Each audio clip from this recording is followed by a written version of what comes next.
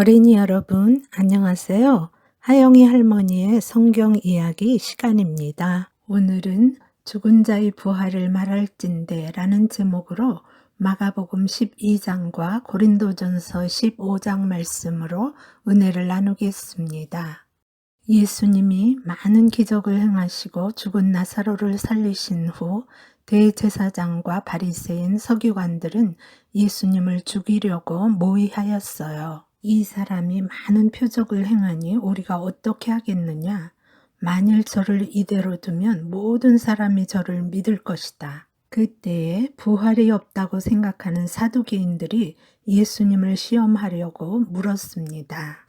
사두개인들은 부활, 심판, 천사는 없다고 믿고 사후세계를 인정하면 심판을 인정하게 되니 사후세계도 없다고 말하며 현실 세계에만 관심이 많은 사람들로 재물에 특히 관심이 많았어요.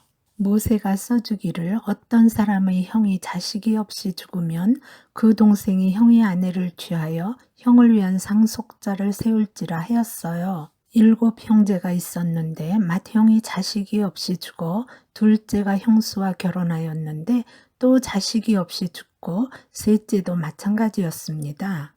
이것은 신명기에 나오는 계대 결혼을 말하는 것으로 자식이 없이 죽으면 그 가문을 보존하기 위해서 동생이 형수와 결혼하여 형의 가문을 이어주는 것을 말합니다. 7이 다 상속자가 없이 죽고 최후에 그 여자도 죽었는데 그러면 부활 때에는 그 7 중에 누구의 아내가 되겠습니까?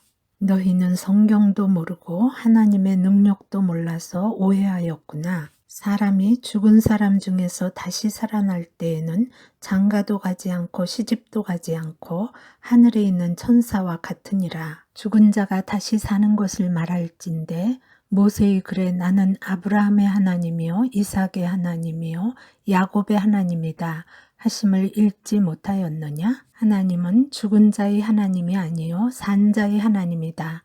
너희가 크게 오해하였구나. 하나님은 영이시기에 과거, 현재, 미래에도 살아계시며 항상 능력이 충만하여 영원부터 영원까지 살아계신 분입니다.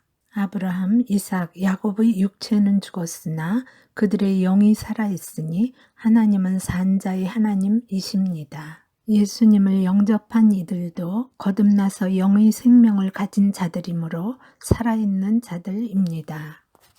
예수님은 나는 부활이요 생명이니 나를 믿는 자는 죽어도 살겠고 무릇 살아서 나를 믿는 자는 영원히 죽지 아니하리라 말씀하셨어요.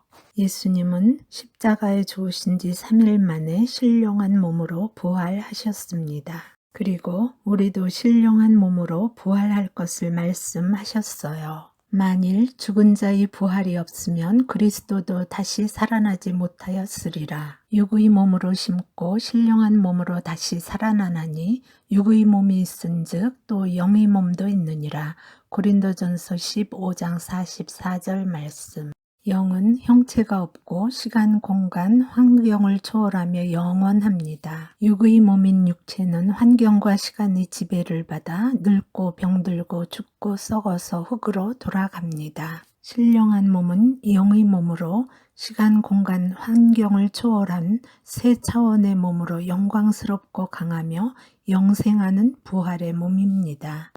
고린도전서 15장에는 예수님 재림시에 몸의 부활이 있을 것을 말씀했어요. 보라, 내가 비밀을 말하노니 우리가 다 잠잘 것이 아니요 마지막 나팔의 순식간이 다 후련히 변화하리니 선한 일을 행한 자는 생명의 부활로 악한 일을 행한 자는 심판의 부활로 나오리라.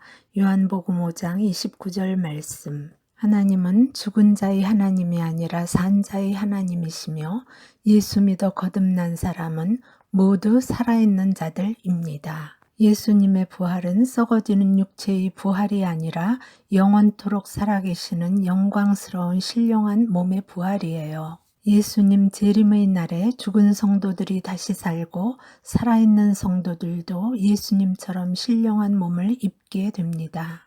예수님은 부활의 첫 열매이시고 예수님 재림 때 성도들의 부활이 있고 마지막 심판 때 불신자들도 부활하여 심판을 받게 됩니다.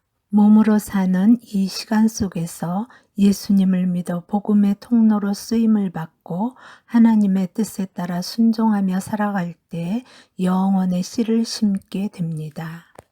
다 같이 기도하겠습니다.